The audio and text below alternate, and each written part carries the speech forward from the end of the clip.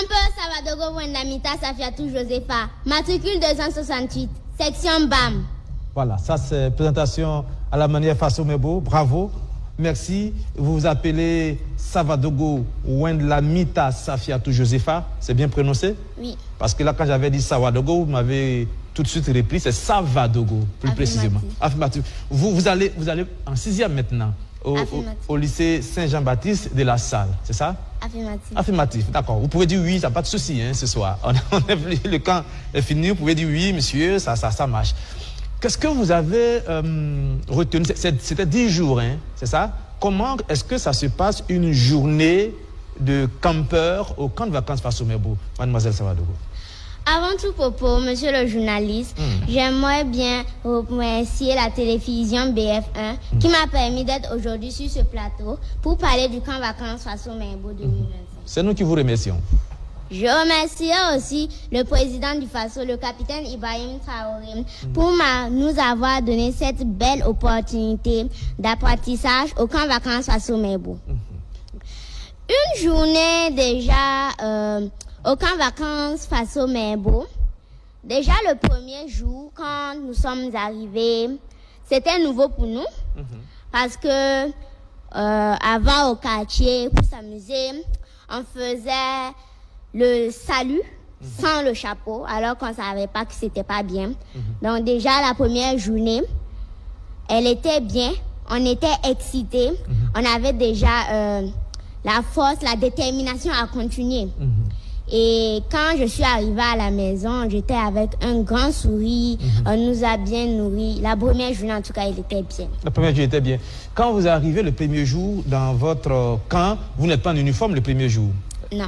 Comment est-ce qu'on vous donne les uniformes et qu'est-ce qu'on vous dit sur les uniformes que vous portez, les treillis?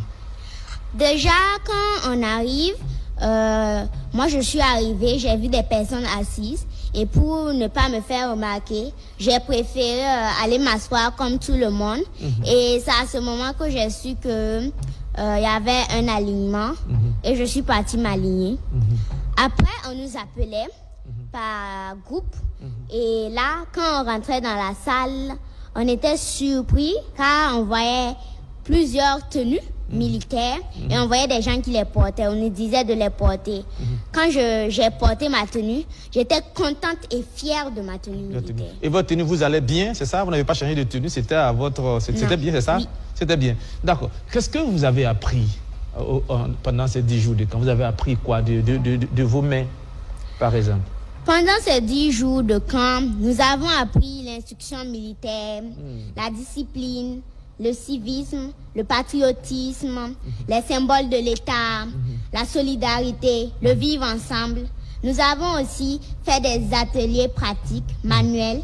Et là, on a appris la confection et la pose des pavés, la fabrication des banquettes. Nous avons appris à protéger l'environnement. Nous avons aussi appris à planter les arbres. Et en plus, au lycée Mariam Gwabi, nous avons notre propre bosquet où nous avons appris comment on plante l'arbre et le protéger, l'entretenir avec nos tontons eaux et forêts.